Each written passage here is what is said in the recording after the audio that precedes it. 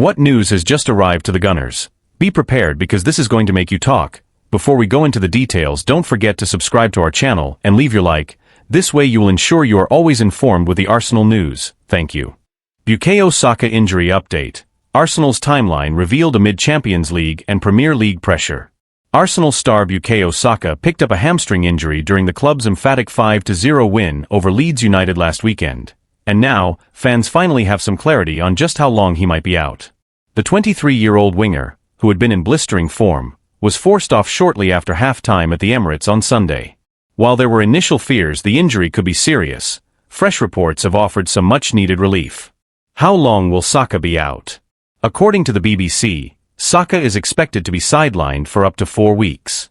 That means he'll miss Arsenal's crucial showdown against Liverpool this weekend, along with England's World Cup qualifiers against Andorra and Serbia in September. However, sources close to the club have confirmed to Football London that the injury is not as severe as first feared. It's unrelated to the more serious issue that required surgery last season, and the recovery outlook is far more positive.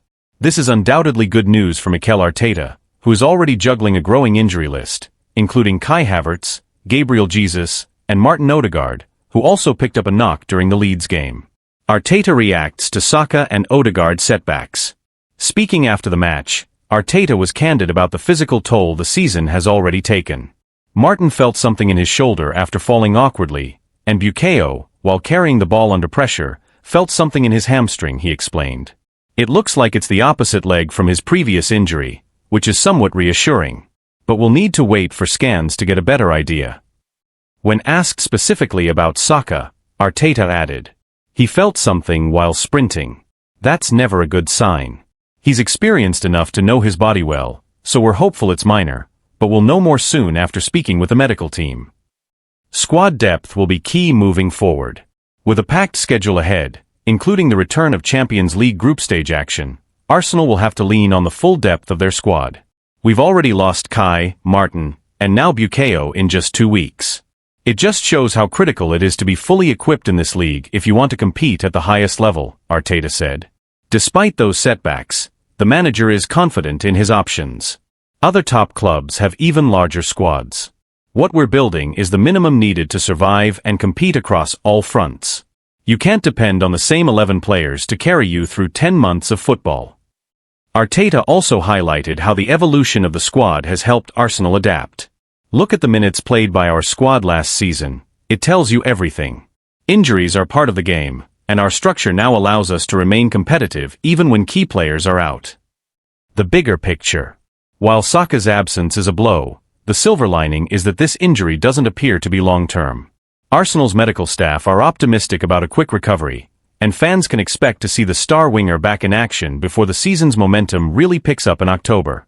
In the meantime, the spotlight will shift to players like Reiss Nelson, Emile Smith-Rowe, and others who may be called upon to step up. With critical fixtures looming in both the Premier League title race and Champions League group stage, Arsenal's resilience and squad depth will be tested. But if Arteta's words and Saka's promising prognosis are any indication, the Gunners are ready for the challenge. Bukayo Saka injury update. Arsenal outline timeline amid Champions League and Premier League stakes. Arsenal winger Bukayo Saka has suffered a hamstring injury during the team's 5-0 win over Leeds United, and the club has now outlined a clearer recovery timeline. The 23-year-old was forced off early in the second half at the Emirates, raising immediate concern among fans and staff alike. Fortunately, the injury is not as serious as initially feared. Early reports suggest Saka is expected to be sidelined for up to 4 weeks, a manageable setback given the team's demanding schedule ahead. Saka to miss key matches. If the recovery goes as planned, Saka will miss Arsenal's upcoming Premier League clash against Liverpool, as well as England's World Cup qualifiers in September. Given his importance to both club and country, it's a blow, but one Arsenal appears prepared to absorb. Importantly, the injury affects the opposite leg from the one that required surgery last season, which gives the club hope for a faster and smoother recovery. Arteta responds to injury concerns. Head coach Mikel Arteta addressed the injury situation after the win over Leeds, where Arsenal also lost Martin Odegaard to a shoulder knock. Martin felt something in his shoulder after a fall, and Bukayo felt something in his hamstring while sprinting, Arteta explained. It's not the same issue he had before, but we'll know more after the scans. Hopefully, It's nothing too serious. Squad depth becoming crucial. Arsenal's recent injury wave, which includes Saka, Odegaard, Kai Havertz, and Gabriel Jesus, highlights just how important squad depth will be this season. With Champions League football on the horizon and Premier League competition intensifying, the pressure is on Arteta to rotate wisely and keep the team competitive across all fronts. Arteta emphasized this point. We've lost 3 key players in a short period. It just shows how prepared you need to be in this league. Competing at a high level for 10 months demands more than just 11 reliable players. He also mentioned the growth and evolution of the squad over the past year. Last season we struggled with injuries and didn't start the way we wanted. But now, we're much better equipped to handle these kinds of challenges. What this means for Arsenal's title hopes.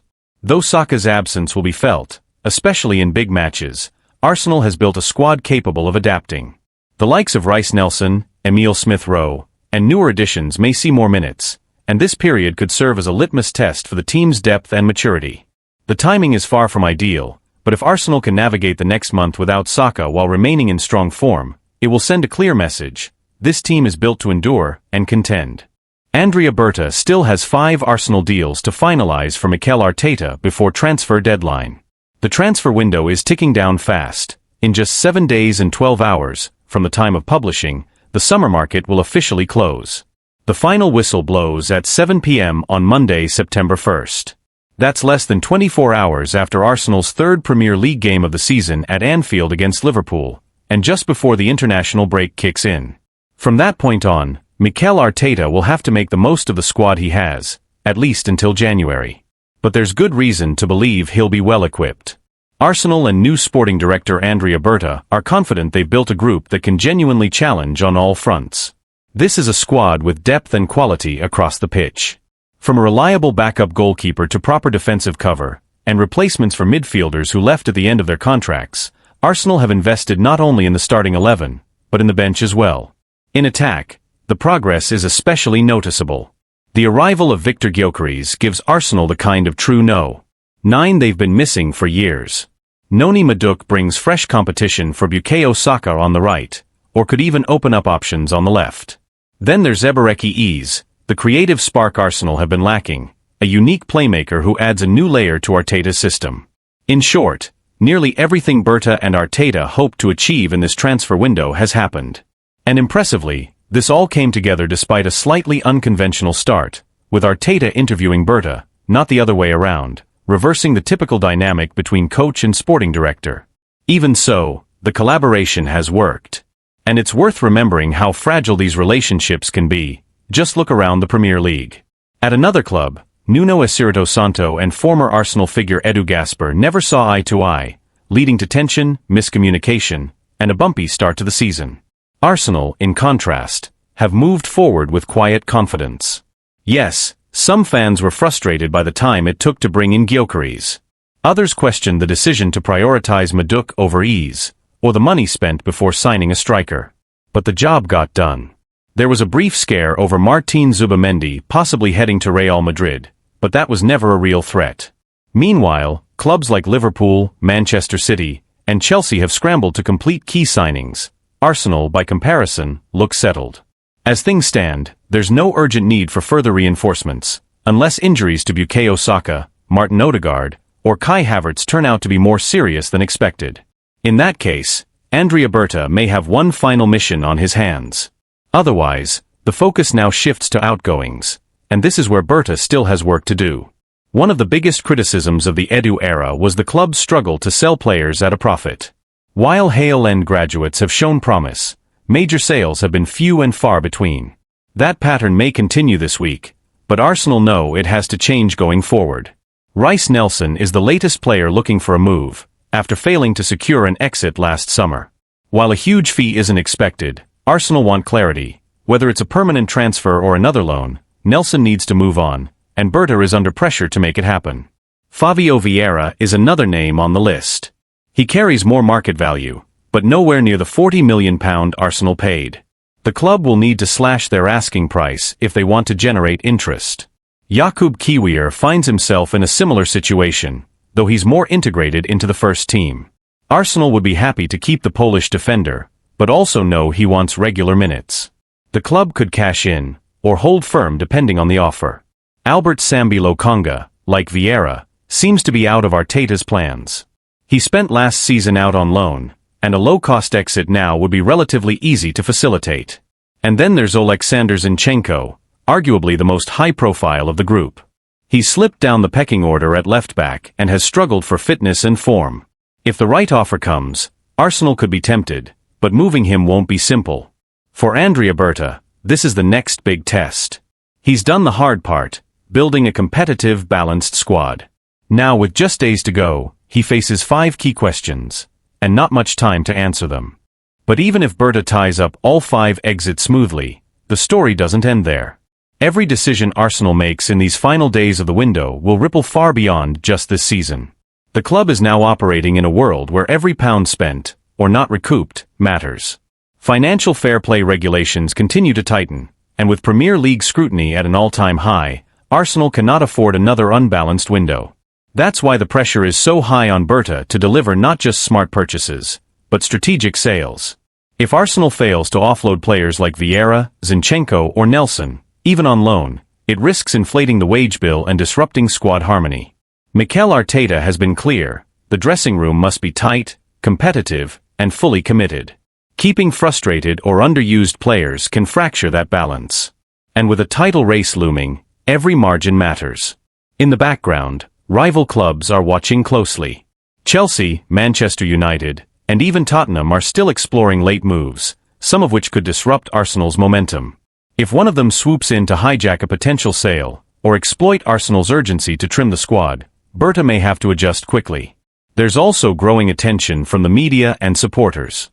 While the core fanbase has largely praised the club's summer strategy, there are ongoing concerns around injury depth, especially if someone like Saka or Odegaard is sidelined longer than expected.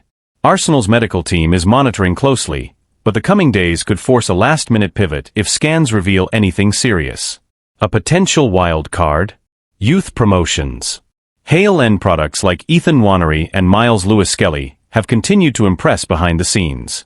If Berta is unable to finalize every departure, or if replacements aren't brought in for outgoing players, Arteta may look internally to fill the gaps.